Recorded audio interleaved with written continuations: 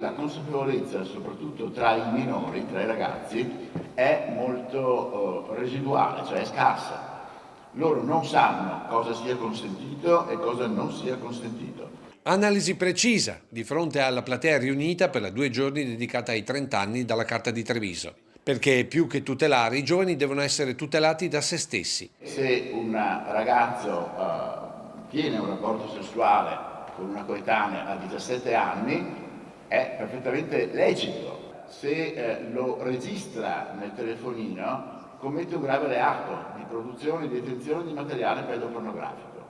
E se poi, come fanno spessissimo, lo divulga e lo manda agli amichetti, commette il reato di diffusione di materiale pedopornografico. Dai 18 in su, maggiorenne, viene da noi alla Procura della Repubblica. Dai 18 in giù, purché sopra i 14, perché sotto i 14 non è imputabile, va al Tribunale dei minorenni. Tutela dei minori che passa attraverso la consapevolezza delle nuove tecnologie, anche delle famiglie e non solo. Perché ormai questi strumenti sono in mano anche ai bambini di 10 anni, spetta essenzialmente alle famiglie, la scuola viene in seconda battuta, ma i due elementi che una volta fondavano l'educazione del bambino, cioè la famiglia e la parrocchia, in questo momento su queste cose forse non sono nemmeno informati. Ecco dunque il punto di ripartenza della Carta, diventata con il documento approvato al termine dei lavori il Patto di Treviso. Partiamo da una sfida, quella di